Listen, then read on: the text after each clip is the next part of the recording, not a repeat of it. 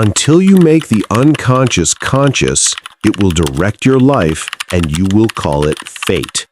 Carl Jung. Have you ever had a moment so powerful, so intimate, that even days later, he still looked at you differently? Not as someone he just touched, but as someone he never wants to lose. That kind of bond isn't luck, it's consciousness. It isn't created by your body, but by your words. Most women are taught how to look, how to move, how to please, but almost never how to speak to a man's soul. We learn performance, not presence. Yet, as Carl Jung once said, real connection begins where the body ends and the soul begins. Because when he's inside you, his body may lead, but his unconscious is wide open. Beneath every breath lives a quiet question: am I enough? And when you look into his eyes and whisper something as simple as, "I love that it's you," it pierces deeper than touch. It tells his soul, you are seen. That's not seduction, it's true. The truth is that when a man feels truly seen, he doesn't wander, he roots, he remembers. In this video, we'll uncover 8 hidden Jungian truths about what truly makes a man bond during intimacy, and why the right words, spoken at the right moment, can reach deeper than touch. These aren't bedroom tricks or lines to memorize. They are psychological keys drawn from Carl Jung's insights into the unconscious, the sacred space where desire meets meaning. By the end, you'll see love and sexuality through an entirely new lens, where connection isn't about keeping him, but about being remembered by his soul. If this speaks to you, remember to like this video and subscribe to Jungian Mindshift, because when you understand the language of the unconscious, you don't compete, you transform.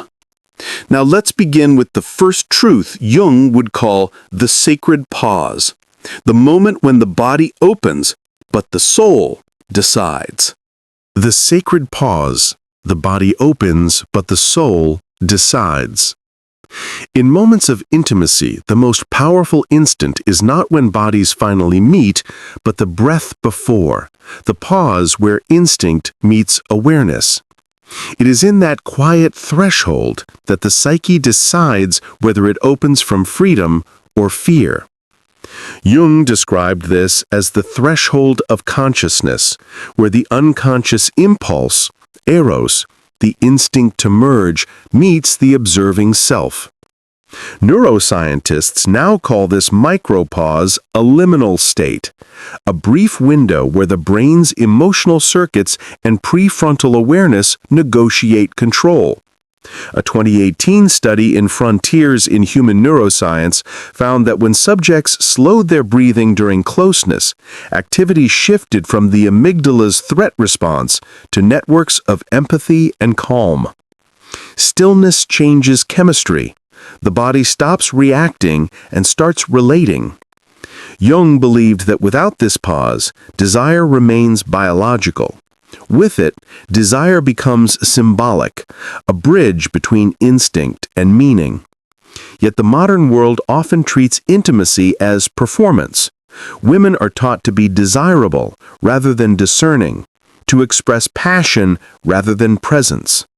Jung would argue that true feminine power arises not from being wanted, but from consciously choosing who may touch one's energy. The silence before movement is not resistance, it is sovereignty. Contemporary therapy often advises clients to follow the body and not overthink. Somatic therapists, such as Peter Levine, emphasize releasing stored trauma through movement. Jung would not reject this, but expand it. The body must speak, yet without consciousness, instinct turns into compulsion. His answer was integration. Feel the impulse, then witness it. Only awareness can turn repetition into ritual. When you pause, not to withhold, but to honor what your psyche is saying, something sacred happens. The pause becomes a boundary, not a wall. A moment where eros bows to logos, where emotion meets meaning. Jung called this conscious eros, the state where love is no longer blind instinct, but a dialogue between soul and body. In that stillness, a question quietly rises. Am I opening from wholeness or from hunger? The woman who pauses does not lose passion, she gains perspective. Her calmness carries gravity, not coldness. Her stillness invites reverence. Modern psychology calls this co-regulation, the way two nervous systems synchronize through breath and gaze. Jung would call it mutual individuation, two psyches meeting not to merge and disappear, but to awaken and reflect. Because that pause is not empty, it is alive. It is where instinct becomes intention, where the unconscious becomes seen. Jung might say it is the moment when the body prays without words, when passion becomes presence, and touch becomes awakening. The mirror of intimacy. How he moves reveals who he is. We think we fall in love with another person, but in truth, we often fall into a mirror. What draws us in is not only who they are, but what they reflect back to us. This is the Jungian paradox of love. Every attraction is also a kind of self-recognition. In moments of intimacy, that mirror becomes clearest. A man's movements, his rhythm, his breath are not random. They are the language of his unconscious, the choreography of everything he has ever learned about closeness and vulnerability. Jung called this the dance of the shadow and the anima, the instinct that wants to merge and the fear that resists it. When he touches you, you are not meeting only his desire, but his history. The way he reaches, pauses, or withdraws often echoes emotional imprints from early attachment. Modern psychology calls this implicit memory, the body's wordless record of past connection. A 2019 study in the Journal of Psychosomatic Research found that during physical intimacy, the brain activates the same regions involved in maternal bonding. The body remembers what it once felt like to be safe. This is why intimacy can feel both thrilling and terrifying. On a biological level, it reawakens neural pathways that once held love and loss. On a psychological level, it activates the hidden question, am I safe to be seen? Jung saw this not as pathology, but as revelation. Relationships, he said, expose the psyche's unfinished work. The tension in closeness is not proof of incompatibility. It is proof that something in you wants to become conscious. To observe another's movement with awareness is to begin a dialogue with your own inner world. Attachment-based therapy today focuses on soothing this tension through co-regulation, where two nervous systems synchronize through breath and gaze. Jung's approach was more symbolic. He saw every pattern in intimacy as an image of the psyche at play. Where modern therapy says, stay regulated, Jung would add, stay curious. Here lies the meeting between body and soul. Science teaches us how to stay safe, but Jung teaches us how to stay awake. Safety brings calm, but awareness brings meaning. Without both, love either dissolves into chaos or hardens into habit. So when you sense his hesitation or urgency, do not rush to decode it. Observe it like a dream. Ask yourself, what in me does this awaken? Maybe his distance mirrors your fear of being too much. Maybe his control mirrors your longing to surrender. Because true intimacy is not performance. It is projection meeting consciousness. When you see without judgment, the gestures become symbols, movement becomes language, and silence becomes revelation. And maybe the real question is this: when you look into the mirror of another person, are you truly seeing them, or are you finally starting to see yourself? Speak to his archetype, awakening the protector within. At the dawn of modern psychology, Carl Jung devised the word association test, a simple yet profound experiment. He would say a single word, such as mother, love, or power, and measure how long it took a subject to respond. When someone hesitated, laughed nervously, or paused too long, Jung realized the delay revealed something hidden. Beneath every reaction lived an emotional knot he called a complex. Every man carries these hidden knots, fragments of experience that still shape his behavior. A word like responsibility may stir pride in one man and shame in another. Love may evoke tenderness or fear of failure. These buried patterns determine how he leads, protects, or withdraws. Intimacy does not create them, it brings them to light. Jung believed these responses followed ancient patterns he called archetypes. Within each man lives a constellation of energies: the king, the warrior, the lover, and the magician. They are not masks, but primordial blueprints that guide how he gives and how he guards. When they remain unconscious, they distort. The king becomes the tyrant. The warrior becomes the aggressor. But when mirrored with awareness, they return to their true form. Modern neuroscience quietly confirms what Jung intuited. Studies on mirror neurons show that calm and empathy are contagious. A nervous system subconsciously synchronizes with the emotional tone it encounters. When a woman mates a man's guardedness with steadiness, his body begins to reorganize around safety. The protector within him awakens not through pressure, but through trust. That is why certain words reach deeper than seduction.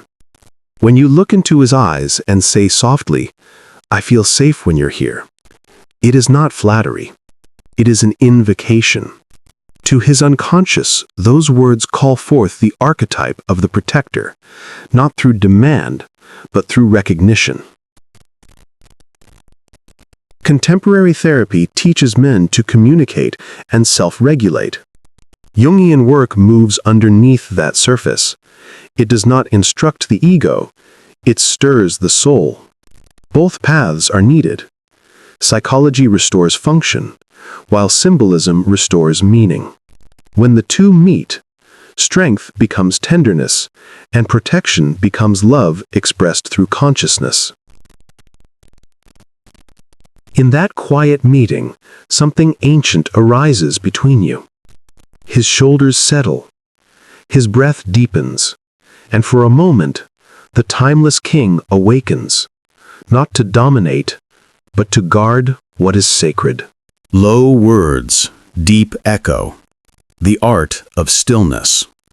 In a world obsessed with speed, fast pleasure, quick validation, and constant stimulation, slowness has become a forgotten language. But in intimacy, the slower you move, the deeper everything sinks. Carl Jung once wrote that the unconscious speaks in symbols, in silences, in spaces between words. When you slow your pace, you invite that deeper conversation to begin. There's a moment when everything softens, breath slows, time fades, the body stops reaching and starts receiving. That is the sacred stillness where connection becomes consciousness. Most people rush through it, afraid of silence, afraid of being seen too clearly. But that quiet is not emptiness, it's depth. It's the place where both souls begin to echo in each other. Think of your words in that space like drops falling into still water. Each sound ripples through his nervous system, leaving traces far beyond what you can see. When you whisper slowly, not to fill the silence, but to be with it, you speak directly to his unconscious. Your calm voice becomes an anchor, grounding him in the present moment. Jungian psychology teaches that the feminine principle carries the gift of containment, the ability to hold energy rather than rush to resolve it. When you speak slowly, with warmth and presence, you're embodying that archetype. You're showing that pleasure can coexist with peace, that passion can move without chaos. Most women think attraction is built through intensity. In truth, it's built through awareness. When you slow your words, you shift the energy from reaction to reflection. You invite him to feel, not just to act. That's why phrases like, "It's not your body that overwhelms me, it's your presence," touch something far beyond desire. They tell him that he's not being used for pleasure, he's being met with meaning. This stillness is not weakness, it's mastery, the ability to remain centered while everything inside and around you moves.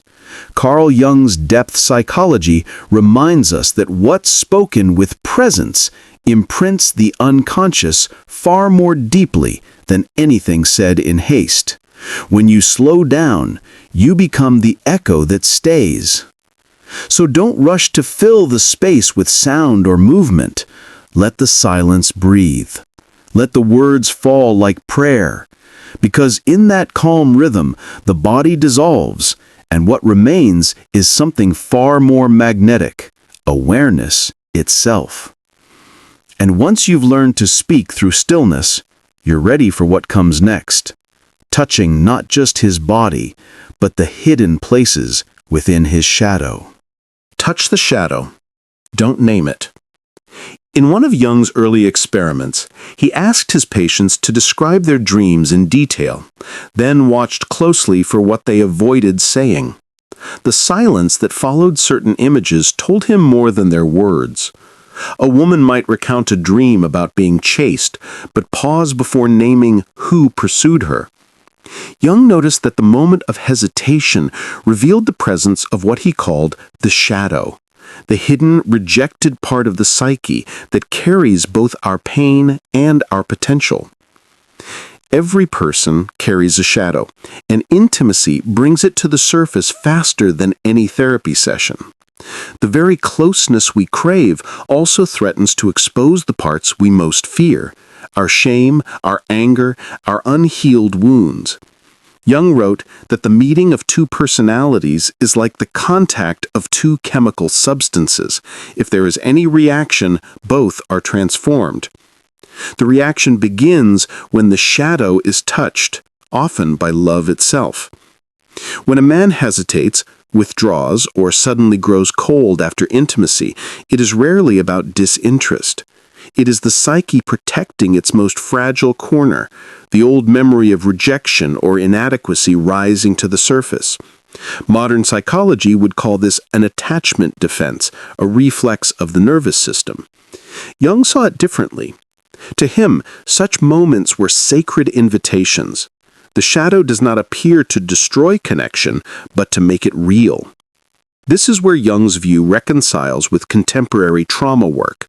Modern therapy teaches us to regulate the body, to breathe through discomfort until the threat subsides.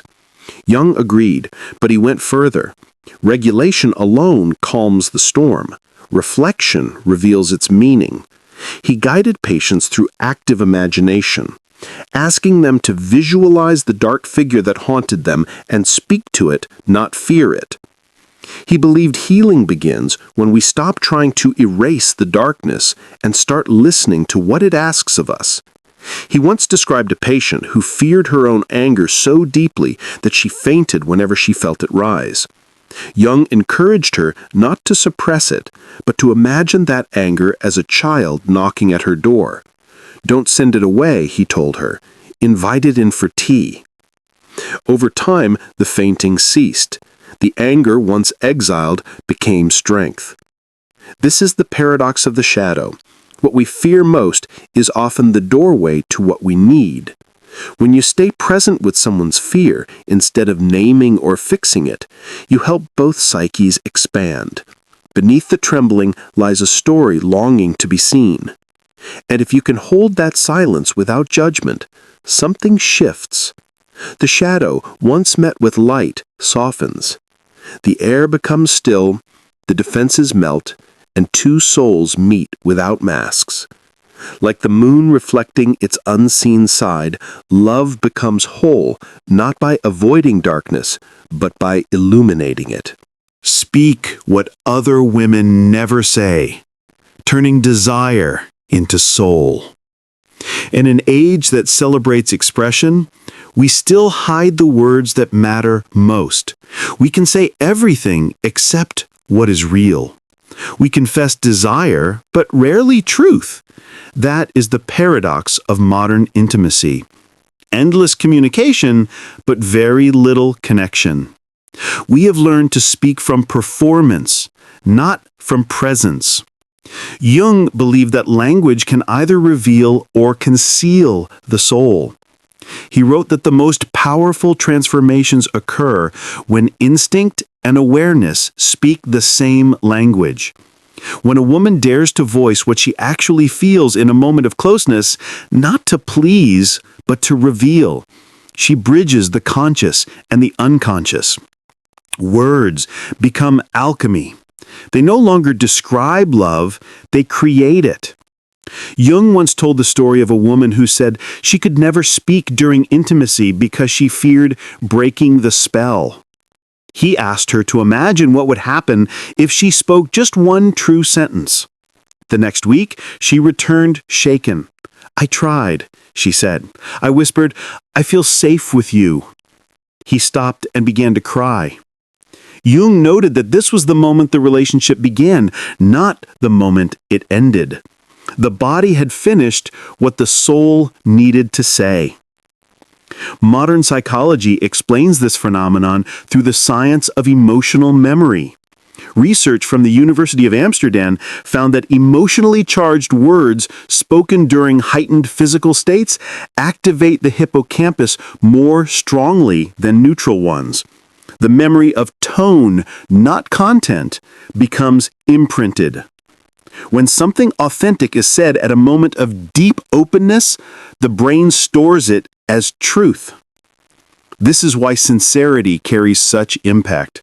The unconscious cannot distinguish between literal and symbolic. It only responds to resonance.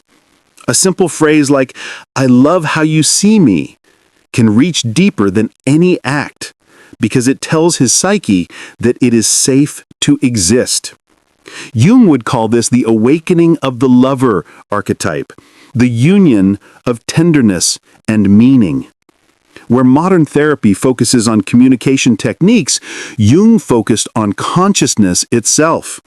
He believed that intimacy becomes sacred when speech turns inward, when words mirror awareness rather than strategy.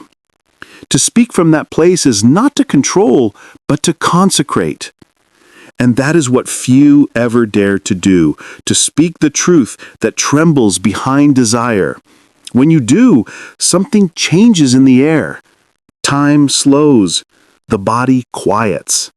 Two unconscious minds meet through a single sentence, and in that brief, trembling stillness, the ordinary turns holy. Afterglow Alchemy. Words that imprint. It's strange how the most intimate moment often ends with distance. Two people who just shared everything suddenly fall silent, searching for words that feel too heavy to speak. Many describe this as tenderness, but psychologists call it the post-intimacy void, a fragile space where the nervous system shifts from intensity to vulnerability. Beneath the calm, something deeper begins to work. The psyche deciding what the moment will mean. Jung believed this in-between space held extraordinary power. He called it a threshold of transformation, when instinct and emotion temporarily dissolve the boundaries of the ego. In that state, both people are more open than they realize. The unconscious listens. What is said or left unsaid becomes a seed in the soil of memory. Modern science has started to map this process. Researchers at the University of California, Berkeley, found that emotionally charged experiences consolidate memory more deeply when followed by a calm, safe context. The brain's hippocampus and amygdala work together, imprinting meaning onto sensation. What happens right after passion determines what will be remembered: connection or emptiness. Another study published in Frontiers in Psychology suggests that words spoken immediately after physical closeness activate neural networks linked to trust and long-term attachment. This lends credibility to Jung's belief that meaning transforms instinct. But not all researchers agree. Critics like Dr. Judith Rich Harris argue that psychological imprinting is overemphasized, that memory is too malleable, too rewritten by later experience to hold sacred weight. Jung would have disagreed. For him, the moment after union was not about memory, but symbolic fusion, the soul recognizing itself in another. The reconciliation lies between the two. Neuroscience describes biochemical consolidation. Jung described emotional alchemy. Both are true. One explains the mechanism, the other gives it meaning. The body records the facts, but the psyche records the significance. That is why a whisper can last longer than touch. When you say softly, "You brings out something in me no one else ever has," you're not describing love. You're shaping how it will be remembered. The unconscious doesn't store sentences. It stores the feeling behind them. Jung called such moments numinous, charged with sacred energy. They cannot be forced, only recognized. After passion fades, what remains is the subtle transformation of two psyches that have briefly touched eternity. And as the room grows quiet, the light softens. The words linger like gold dust in the air, small, shining, impossible to hold, until they settle into the memory that never quite fades. Anchor it, then let go. The freedom that binds. At the end of every deep connection, there always comes a quiet knowing, the recognition that what was meant to be felt has already been exchanged. The body softens, the breath steadies, and the soul begins its silent work of release. This is what Carl Jung's psychology calls the completion of an energetic cycle, when two unconscious minds have met, mirrored, and transformed each other. What remains is not attachment, but essence. Letting go isn't the opposite of love. It's the highest form of it. To release without bitterness is to understand that love was never about possession, but awakening. You came together to see something, to remember something, to return a missing piece to each other's souls. And once that truth has been revealed, holding tighter doesn't deepen it, it only distorts it. A conscious woman knows this. She doesn't chase to keep, nor cling to prove. She anchors the experience with presence. I see you. I honor what this was. And then she lets it breathe. That calm detachment is not coldness. It's grace. It tells the other person, you are free, and so am I. In that moment, she becomes what Jung described as individuated, whole within herself, no longer ruled by fear of loss. Jungian psychology reminds us that the highest love is not fusion, but reflection. Two complete beings who meet and depart without trying to own what was never meant to be owned. When you let go consciously, You don't erase the bond, you refine it. The connection evolves from possession into peace, from desire into memory. And that is the paradox. The more you release, the more deeply you remain. The energy shared doesn't vanish. It settles into the psyche as understanding, as quiet warmth that asks for nothing more. So, when that moment comes, don't reach to hold on tighter. Just breathe. Feel the stillness that follows the storm. Let love complete its circle. Ask yourself gently, what if true freedom isn't walking away, but staying open after you've released? Because when you can love without clinging, you don't lose anyone. You simply return to yourself, whole and unbroken. Across these 8 truths, Carl Jung's psychology reveals that real intimacy isn't found in perfection, but in awareness. Every pause, every mirror, every stillness, every letting go, all point back to one thing: consciousness. When you bring awareness into love, the ordinary becomes sacred. Jung taught that what we don't make conscious will rule us. But when you see with presence, touch with meaning, and speak from truth, love turns into a mirror for growth. You no longer seek to impress or hold on. You begin to awaken. True connection happens when 2 souls meet without pretense. When the body quiets and the unconscious begins to speak, the energy shared becomes memory, not of performance, but of recognition. That is how one person becomes unforgettable, not because they were perfect, but because they were real. So the next time silence settles between you, don't rush to fill it. Let it breathe. Let awareness speak, because the soul always remembers the moment it was truly seen. And that memory becomes the kind of love that never fades. If this message touched something within you, remember to like this video and subscribe to Jungian Mindshift, where we explore the hidden language of love, consciousness, and the soul's quiet awakening.